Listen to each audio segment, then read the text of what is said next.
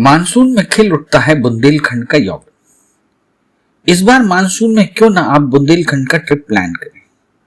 बुंदेलखंड आए और देखें यहाँ की खूबसूरती को। आप बुंदेलखंड के राजसी किलों और शानदार मंदिरों को देखने के लिए यहाँ का एक टूर प्लान कर सकते हैं।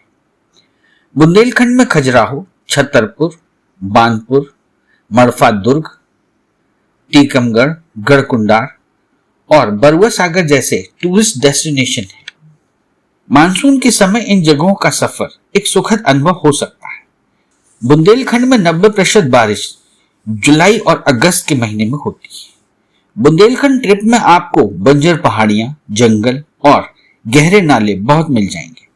लेकिन आप मानसून में यहाँ के सफर पर आएंगे तो नदियों में कलकल करती पानी की धारा आपका मन मोह लेगी। साथ ही यहाँ चारों ओर हरियाली हरियाली नजर आएगी, जिस पर आप मंत्रमुग्ध हो जाएंगे। आमतौर पर बंजर रहने वाले इस क्षेत्र में बारिश हो जाने से खुशहाली छा जाती है। पहले यहाँ राजा और ऋषि मुनि आते थे, लेकिन अब ये जगह नए पर्यटकों के बीच आकर्षण का केंद्र है। हर साल देश विदेश से लाखों पर्यटक यहाँ की प्राकृतिक छटा का आनंद उठाने आते हैं। चलिए आपको ले चलते हैं बुंदेलखंड भ्रमण पर। खजुराहो, जिसके दर्शन के बिना भारत दर्शन अधूरा है। खजुराहो बुंदेलखंड में स्थित एक ऐसा स्थल है जो अतीत के स्वर्णिम साध्य के साथ वर्तमान के सामने गौरवपूर्ण मुद्रा में खड़ा है। खजुराहो बुंदेलखंड का वक्षस्थल, वास्तुकला का अपूर्व भंडार, समस्त विश्व का आकर्षण, सांस्कृतिक और आध्यात्मिक चेतना का केंद्र है। खजुराहो की स्थापत्य कला में निर्माण के बिंदु बिंदु में प्रेम के अनुपम आख्यान अथवा कामसूत्र की शाश्वत कला गुथी है। पत्थरों में काम क्रीड़ाएं, काम कला का हर रूप सजीव रूप से उत्कीर्ण है। मध्ययुगीन मांस की ये सजीव मूर्तियां आज भी अतुलनीय हैं। आज भी ऐसा लगता है कि यहाँ की मिथुन मूर्तियों के अंग प्रत्यंग में खनक भरी गुनगुनाहट है, जिनके उद्दीलन को शब्द सीमा में नहीं बांधा जा सकता। हरे भरे जंगलों की हरितमा में छिपा यह अनमोल सौंदर्य प्रायः 600 वर्षों तक मानव के नेत्रों से अछूता रहा। सन 1840 में एक ब्रिटिश शिकारी दल ने इस स्थल का पता लगाया था। बाद में उत्खनन के माध्यम से मिट्टी के गर्भ में दबा यह अनुपम सौंदर्य बाहर आया तथा सन 1923 में यह सर्वसाधारण में यात्रा हेतु चर्चित हुआ। यहाँ के शिल्प सौंदर्य को देखकर यही कहा जा सकता है कि खजुराहो के दर्शन के बिना भारत दर्शन अधूरा है। निर्माण काल की दृष्टि से खजुराहो के मंदिरों को दो भागों में विभाजित किया जा सकता है। एक पूर्ववर्ती, जिसके अंतर्गत 64 योगिनी, लाल गुहा महादेव, ब्रह्मा मतंगेश्वर और बराह मंदिर आदि आते हैं। दूसरा परवर्ती, जिसमें शेष सभी मंदिर आते हैं। चंदेल वंश के राजाओं ने कुल 85 मंदिर बनवाए थे, जिनमें से वर्तमान में केवल 22 मंदिर शेष बचे हैं। पश्चिम मंदिर समूह, यह मंदिरों का सबसे बड़ा समूह है। पश्चिमी मंदिर समूह संग्रहालय के ठीक सामने है। पश्चिम समूह में आने वाले मंदिरों में 64 योगिनी मंदिर, कंदारिया महादेव मंदिर, देवी जगदम्बा मंदिर, चित्रगुप्त मंदिर, विश्वनाथ मंदिर, पार्वती मंदिर, लक्ष्मण मंदिर व मतंगेश्वर मंदिर उल्लेखनीय है। इन मंदिरों में अधिकतर देवी देवताओं की मूर्तियां या तो खंडित हैं या गायब हैं। 64 योगिनी मंदिर सबसे पुराना है।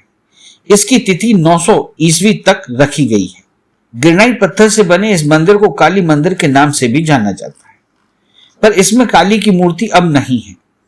कंदारिया महादेव का 31 मीटर लंबा मंदिर खजुराहो के मंदिरों में सबसे ऊंचा और सुंदर है। मंदिर के तोरण द्वार को विभिन्न आकृतियों से अलंकृत किया गया है। मतंगेश्वर मंदिर में स्थित 2.5 मीटर ऊंची विशालकाय शिवलिंग प्रतिमा दर्शनीय है। पूर्वी मंदिर समूह, मंदिरों का यह समूह खजुराहो गांव के निकट है। इसमें 3 हिंदू और 3 जैन मंदिर आते हैं। बामन, ब्रह्मा, जावरी, घंटाई, आदिनाथ, पारसनाथ के मंदिरों में जावरी व ब्रह्मा के मंदिर प्रायः खंडर हो चुके हैं। मूर्ति कला की दृष्टि से घंटाई मंदिर देखते ही बनता है। पारसनाथ पर तराशी गई बैल की प्रतिमा अत्यंत आकर्षक है। दक्षिण मंदिर समूह, दक्षिणी मंदिर समूह के मंदिर खजुराहो गांव के करीब 5 किलोमीटर दक्षिण में स्थित है। इस समूह में केवल 2 मंदिर उल्लेखनीय हैं, दूलादेव तथा चतुर्भुज मंदिर। दूलादेव शिव मंदिर है। मंदिर की मुख्य दीवार पर वृक्षों के इर्द गिर्द खेलती स्त्रियों की मूर्तियां उत्कृष्ट हैं। चतुर्भुज मंदिर भगवान विष्णु का मंदिर है। इसमें विष्णु भगवान की मूर्ति पत्थर को काटकर बनाई गई एक अत्यंत सुंदर मूर्ति है। खजुराहो के मंदिरों पर उत्कीर्ण कामक्रीड़ा तथा नारी की नग्न अर्धनग्न मूर्तियां वास्तव में कला की दृष्टि से उत्कृष्ट है।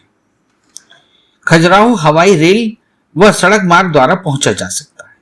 दिल्ली से आगरा होते हुए खजुराहो के लिए इंडियन एयरलाइंस की दैनिक उड़ान है। खजुराहो वाराणसी व काठमांडू से भी हवाई मार्ग द्वारा जुड़ा है। उत्तर मध्य रेलवे के झांसी मानिकपुर शाखा पर महोबा होते हुए ट्रेन से खजुराहो पहुंचा जा सकता है। आगरा, छतरपुर, हरपालपुर, झांसी, कानपुर, लखनऊ, पन्ना, सतना, वाराणसी से खजुराहो के लिए सीधी बस सेवा है। भगवान श्री कृष्ण के नाम की पर्याय ऐतिहासिक नगरी टीकमगढ़। जिला मुख्यालय टीकमगढ़ संभागीय मुख्यालय सागर से सड़क मार्ग से संबद्ध है, जिसकी दूरी लगभग 130 किलोमीटर है। इस प्रकार राज्य के मुख्यालय भोपाल से सड़क मार्ग से 343 किलोमीटर तथा रेल मार्ग से 202 किलोमीटर की दूरी पर है। ऐतिहासिक नगर टीकमगढ़ की सीमा पूर्व की ओर टीकमगढ़ किला, पश्चिम में ढोंगा का मैदान, उत्तर में महाविद्यालय छात्रावास एवं सिंचाई कॉलोनी तथा दक्षिण में विनोद कुंज एवं बैकुंठी तक है। ऐतिहासिक पृष्ठभूमि के संदर्भ में बुंदेलखंड के इस भूभाग टीकमगढ़ पर माढ़ेलों का आधिपत्य का उल्लेख मिलता है। जिस क्षेत्र पर उस समय माढ़ेलों का अधिकार रहा, उस क्षेत्र में आज भी लोधी जाति का बाहुल्य है। वर्तमान टीकमगढ़ नगर एवं इसका निकटवर्ती क्षेत्र उसी का एक भाग है। टीकमगढ़ नगर के एक मोहल्ले पुरानी टेहरी के निकट की भूमि में प्राचीन बस्ती के चिन्ह अभी भी विद्यमान है, जिन्हें देखने से ऐसा प्रतीत होता है कि यह बस्ती लगभग 1200 वर्ष पूर्व स्थापित की गई होगी। बस्ती से थोड़ी ही आगे पूर्व की ओर मां देले बाबा का एक प्राचीन चबूतरा है। पुरानी टेहरी के निवासी आज भी पर्व त्योहार के अवसरों पर यहाँ एकत्र होकर मां देले बाबा की पूजा करते हैं। इस बात से यह निश्चित सा हो जाता है कि टीकमगढ़ नगर की स्थापना तत्कालीन मां देले शासकों द्वारा की गई होगी। सन 1783 से पूर्व टीकमगढ़ नगर टेहरी नगर कहलाता था। टेहरी नामकरण का कारण तत्कालीन टेहरी ग्राम का त्रिकोण की आकृति में बसा होना ही था। ओरछेस महाराजा वीर सिंह जो देव प्रथम ने अपने द्वितीय पुत्र पहाड़ सिंह को टेहरी नामक यह स्थान जागीर में दिया था। पहाड़ सिंह के उत्तराधिकारी शंकर सिंह ने सर्वप्रथम टेहरी में एक गढ़ी का निर्माण कराया। यह गढ़ी शंकरगढ़ के नाम से आज भी वन मंडल अधिकारियों के आवास के पीछे विद्यमान है। टीकमगढ़ नगर के उत्तरी सिरे पर महेंद्र सागर बड़ा तालाब, दक्षिण सिरे पर वृंदावन ताल, पश्चिमी सिरे पर हनुमान सागर तथा नगर के मध्य में शैल सागर है। नगर के चारों ओर अनेक बाग बगीचे हैं, जिनमें महेंद्र बाग, विनोद कुंज, वृंदावन बाग, जानकी बाग, युगल निवास, झिर की बगिया, जंडेल साहब की बगिया, बरई बाग आदि प्रमुख है। नगर के मध्य में भी एक विशाल राजेंद्र पार्क है। टीकमगढ़ में ऐतिहासिक किला प्रतापगढ़, तालकोठी, बैकुंठी, राजमहल, सर्किट हाउस, सिद्ध बाबा की हवेली, प्रतीत राय का मंदिर, नजर बाग, विभिन्न महाराजाओं की छतरियां आदि दर्शनीय है। नगर में लगभग 20 हिंदू मंदिर हैं, 5 जैन मंदिर हैं तथा 9 मस्जिद तथा एक गुरुद्वारा नानक देव एवं एक चर्च है। नगर की पश्चिम दिशा में लगभग 3 किलोमीटर की दूरी पर बोरी नामक स्थान है, जहां हनुमान मंदिर अत्यंत प्राचीन एवं दर्शनीय है। नगर के दक्षिणी सिरे पर झिरकी बगिया में हनुमान की श्याम वर्ण मूर्ति, नगर के मध्य स्थित भगवान भैरव का मंदिर, बोतल हाउस आदि स्थान दर्शनीय है। गढ़कुंडार, जिसके बिना बुंदेली इतिहास अधूरा है। झांसी इलाहाबाद मार्ग पर झांसी से लगभग 30 किलोमीटर की दूरी पर स्थित एक छोटा सा ग्राम निवाड़ी गांव के मुहाने पर ही मुख्य सड़क के बाईं ओर से सेंद्री के लिए एक रास्ता जाता है।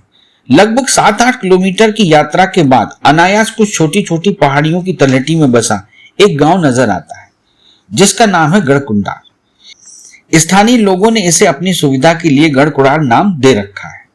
गर्मी के दिनों में तो यह समूचा इलाका उजाड़ वीरान दिखाई देता है, परंतु सर्दी और बरसात के मौसम में यहाँ की पहाड़ियां अपनी देह पर विभिन्न प्रकार के जंगली पेड़ पौधों को धारण कर लेती हैं। पूरा क्षेत्र इस श्रृंगार से आपूरित हो हरी भरी वादियों में बदल जाता है। इस हरे भरे दृश्य के बीच यहाँ मौजूद है रहस्य रोमांच से लबरेज गढ़कुंडार नामक छोटा सा किला, जिसके बिना बुंदेली इतिहास संपूर्ण नहीं माना जाता। जंगली पेड़ पौधे और झाड़ झंकार से जूझना इस किले में प्रवेश की पहली सीढ़ी है, क्योंकि फिलहाल इसके मुख्य द्वार के लिए कोई घोषित और साफ सुथरा रास्ता नहीं है। इस संपूर्ण इतिहास को समेटे यह किला अपनी आयु के लगभग 1000 वर्ष पूरे कर रहा है। इतनी अवधि कम नहीं होती, फिर भी इसकी दीवारों पर चुनी एक एक ईंट आज भी अपनी मजबूती और शौर्य की कहानी कहती है। स्थानीय लोगों के अनुसार यह किला पूरा 6 मंजिला है। 3 मंजिलें जमीन के ऊपर हैं और 3 इसके नीचे। लोगों की धारणा है कि इस किले की निचली मंजिलों में अकूट धन दौलत है, परंतु इसको प्राप्त करने के लालच में जो भी व्यक्ति इस मंजिलों में गया वापस नहीं आ सका।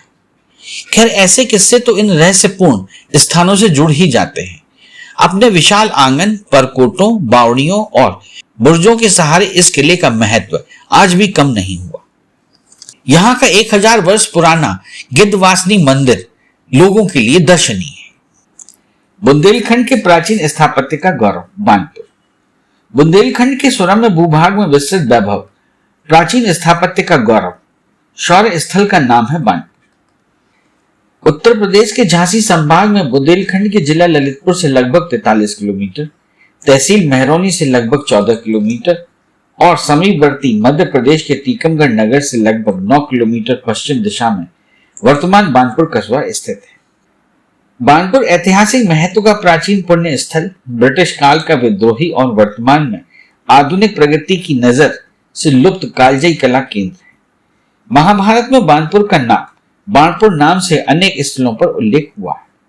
पौराणिक गाथाओं के अनुसार बाणासुर नाम का दैत्य यहाँ राज्य किया करता था, जिसके नाम पर ही कदाचित इस स्थान का नाम बानापुर पड़ा, जो बाद में बानपुर कहलाने लगा। आज भी बानपुर और टीकमगढ़ को मिलाने वाले मार्ग में प्रवाहित जामनी नदी के सेतु को बाणा घाट ही कहते हैं।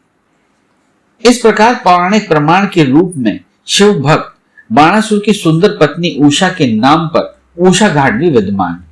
कहा जाता है कि उषा इसी मार्ग से शिवजी की पूजा करने हेतु कंडा देव जाती थी। बानपुर ग्राम से कुछ किलोमीटर दूर स्थित नवद्वारियां आज भी बानपुर से उषा कुंड तक के सुरंग मार्ग का प्रमाण प्रस्तुत करती है, जहां वर्तमान मढ़िया घाट पर उषा शिवजी की अर्चना किया करती थी। बानपुर के उत्तरी भाग में बड़े ताल के समीप पर्वती नंदन श्री गणेश की 22 भुजाओं वाली विशाल मूर्ति दर्शनीय, जो कि संभवतः पूरे भारत में अपने तरह की अद्वितीय कला करती है। वर्षों जंगलों के उद्भव में लुप्त मूर्ति को कुछ वर्षों पूर्व ही गणेशगंज में स्थापित कर दिया गया है। यहाँ का बजरंग मंदिर दर्शनीय है। बानपुर में 2 विशाल जैन मंदिर, जिनमें बड़ा मंदिर तो अत्यंत भव्य और उत्तरकालीन स्थापत्य शैली का श्रेष्ठ प्रतीक है। बानपुर नगर के दक्षिण भाग में श्री 1008 अतिशय दिगंबर जैन क्षेत्र है, जो अपनी प्राचीनता, भव्यता और शिल्प कला के कारण संपूर्ण बुंदेलखंड का एक गौरवपूर्ण कला तीर्थ है। बानपुर नगर के पूर्व में उषा घाट, बरी घाट और अजय पार आदि प्रकृति प्रदत्त रमणीक दर्शनीय स्थल हैं। जामनेर, जमराट नदियों से आवृत बानपुर को प्रकृति ने अपने हाथों से संवारा है।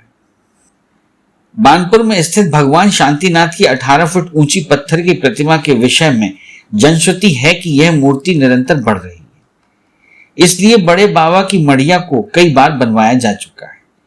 10वीं शताब्दी में निर्मित सहस्त्रकूट चैत्यालय 50 फुट से भी अधिक ऊंचा है और 22 फुट के चौड़े आसन पर यह जिनालय अपनी कलात्मक पच्चीकारी, प्रवेश द्वारों तथा विशिष्ट मूर्ति कल्पना के कारण भारतीय शिल्प कला में अपनी तरह का अनोखा उदाहरण है। इस चैत्यालय के बाहरी भाग पर उत्कीर्ण एक मूर्ति, जो आयुध एवं नरमुंड लिए खड़ी दिखाई देती है, भारतीय पुरातात्विक दृष्टि से विशेष महत्वपूर्ण है। बानपुर में छोटी सी टेकरी पर स्थित बानपुर दुर्ग युद्ध में सुरक्षा की दृष्टि से अत्यंत महत्वपूर्ण है। जब जनरल ह्यूरोज ने राजा मर्दन सिंह के बानपुर स्थित किले पर आक्रमण किया था तो राजा वहां नहीं थे। जो थोड़े बहुत सिपाही थे वीरता पूर्वक अंग्रेजों का सामना किया। अंततः ह्यूरोज ने किले पर अधिकार कर लिया और राजा मर्दन सिंह के संग्रहालय एक पुस्तकालय में आग लगवा दी। केवल दुर्ग पर स्थित बिहारी के मंदिर वाला भाग छोड़कर, क्योंकि उससे सिपाहियों के भड़कने का डर था, बारूदी सुरंग लगाकर उड़ा दिया था। दुर्ग में मिली युद्ध सामग्री, गोला बारूद, तोप आदि के साथ अनावश्यक सामग्री दुर्ग में स्थित एक कुएं में भर दी गई थी। यह सामग्री इतनी अधिक मात्रा में कुएं में भरवा दी गई थी कि आज भी उस कुएं में पत्थर फेंकने पर धातु से टकराने की प्रतिध्वनि सुनाई देती है। मड़फा का प्रसिद्ध दुर्ग। बांदा जनपद एक ऐसा जनपद है जहां विश्व के प्राचीनतम पर्यटन स्थल है। यह स्थल धार्मिक, ऐतिहासिक और सांस्कृतिक दृष्टि से अत्यंत महत्वपूर्ण है। इन स्थलों में मड़फा का दुर्ग कालिंजर दुर्ग के पश्चात दूसरा स्थान रखता है। इस स्थान का प्राकृतिक सौंदर्य पर्यटकों को अपनी ओर आकर्षित करता है। मड़फा का प्रसिद्ध दुर्ग चित्रकूट और भरतकूप के सन्निकट एक पहाड़ी के ऊपर स्थित है। यह दुर्ग भी कालिंजर दुर्ग जैसा ही है तथा यह भी बलुआ पत्थर से निर्मित है। 9वीं शताब्दी के अंत से लेकर 13वीं शताब्दी के प्रारंभ तक यह दुर्ग चंदेलों के 8 प्रसिद्ध दुर्गों में से था। प्राचीन दुर्ग के अवशेष यहां उपलब्ध होते हैं। ऐसा प्रतीत होता है कि यहां पर राज्य करने वाले नरेशों के लिए यह दुर्ग शत्रुओं से उनकी रक्षा करता था। जिस पर्वत पर यह दुर्ग स्थित था वहां कोई भी आक्रमणकारी आसानी से नहीं पहुंच सकता था। यह दुर्ग कालिंजर से 26 किलोमीटर की दूरी पर उत्तर पूर्व में स्थित है। यहां पहुंचने का रास्ता बाघेलाबारी और भरतकूप से ही जाता है। यह दुर्ग उत्तर पूर्व में स्थित मानपुर गांव से लगा हुआ है। मड़फा दुर्ग का इतिहास अत्यंत प्राचीन है।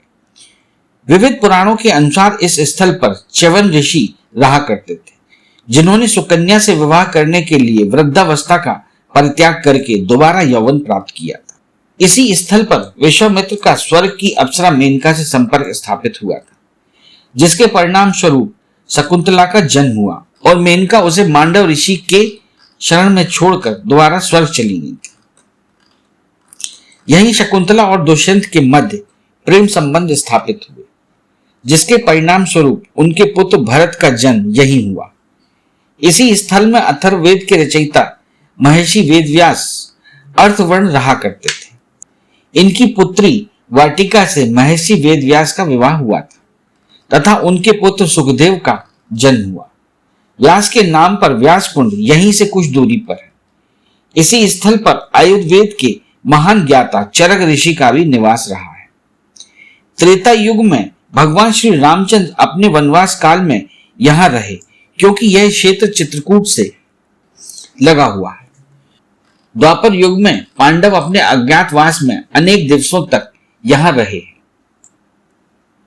जब हम इस दुर्ग को देखने के लिए दुर्ग पर चढ़ते हैं तो सर्वप्रथम दुर्ग में प्रवेश करने के लिए हमें हाथी दरवाजा मिलता है। हाथी दरवाजे से दुर्ग में प्रवेश करने के पश्चात सामने शिव मंदिर आता है। यह शिव मंदिर चंदेल कालीन है। इसमें शिवलिंग के स्थान पर भगवान शिव की विशाल मूर्ति है, जिसमें भगवान शिव की अनेक भुजाएं दर्शाई गई हैं। इनमें भगवान शिव अनेक अस्त्र शस्त्र धारण किए हैं और नरमुंडों की माला धारण की है। यह प्रतिमा कालिंजर में उपलब्ध काल भैरव की प्रतिमा जैसी है। यहीं से थोड़ी दूरी पर चलने पर एक लघु सरोवर है, जो नीलकंठ मंदिर के बगल में स्थापित सरगुहा जैसा है, जिसके गर्भगृह में कोई मूर्ति नहीं है। ऐतिहासिक गाथाओं का साक्षी जराय मठ। जराय मठ झांसी से लगभग 15-16 किलोमीटर पूर्व की ओर विश्व प्रसिद्ध कला तीर्थ खजुराहो मार्ग पर बरुआ सागर से 3 किलोमीटर पहले एक ऊंचे टीले पर स्थित है। इसकी 4 दीवारी के भीतर लाल पत्थरों से निर्मित एक ऊंचा सा मंदिर एकाकी वातावरण में एक मौन तपस्वी की भांति खड़ा अपने बीते हुए गौरवपूर्ण दिनों की कहानी कहता सा दिखाई देता है। लगभग 60 फीट ऊंचे मुख्य मंदिर के पार्श्व में दोनों किनारों पर दो मणियों की भांति दो लघु मंदिर है, जिनसे प्रतीत होता है कि मुख्य मंदिर के चारों ओर एक एक लघु मंदिर रहा होगा। इस प्रकार मध्यकाल में प्रचलित पंचायतन शैली के अंतर्गत इस मंदिर के आगे के दोनों कोनों पर बने लघु मंदिर किसी प्रकार नष्ट हो गए। संभवतः ये मंदिर पंच प्रमुख देवताओं शिव, विष्णु, शक्ति, गणेश, ब्रह्मा अथवा सूर्य से संबंधित रहे होंगे। दोनों लघु मंदिरों में बाह्य अलंकरण में नाग बल्लरियों के आलेखन बड़े ही कलापूर्ण एवं हृदयाकर्षक हैं। मंदिर का निर्माण काल लगभग 9वीं-10वीं शताब्दी का है। मुख्य प्रवेश द्वार के दोनों ओर नीचे मकर वाहिनी गंगा व कच्छप वाहिनी यमुना तथा अतिमंत्री मुद्रा में प्रदर्शित अप्सराएं हैं। प्रवेश द्वार के ऊपर शिरदलों की 4 पंक्तियों में सप्तमातृकाएं, नवग्रह एवं अन्य लघु प्रतिमाएं। एक शिरदल में एक ओर हंसवाहन ब्रह्मा व दूसरी ओर वृषवाहन शिव हैं। मध्यवर्ती प्रतिमा अस्पष्ट है, पर इस अस्पष्ट प्रतिमा के विष्णु होने से यह मंदिर विष्णु मंदिर प्रतीत होता है। बाईं ओर की वाह्य भित्ति पर चतुर्भुज नरसिंह भगवान की एक सुंदर प्रतिमा विशेष रूप से उल्लेखनीय है। इस प्रतिमा में नरसिंह भगवान का 2 अग्र हाथों के द्वारा घुटने पर पड़े हुए राक्षस राज हिरण्यकश्यप का वक्ष विदीर्ण करते हुए तथा दोनों पार्श्व हाथों से दोनों ओर खड़े हुए एक एक सहयोगी राक्षस के केशों को बड़े ही स्वाभाविक ढंग से खींचते हुए बताया गया है। इन नरसिंह रूपी विष्णु के एक ओर उनके आयुध गदा व दूसरी ओर शंख बताए गए हैं। अन्य कलापूर्ण प्रतिमाओं में इंद्र, अमृत घट पर स्थित चंवर, धारणी मिथुन प्रतिमाएं, चामुंडा आदि की प्रतिमाएं विशेष आकर्षण का केंद्र है। इस चैनल को लाइक और सब्सक्राइब करना ना भूलें। देखते रहिए बंजारा बीट्स।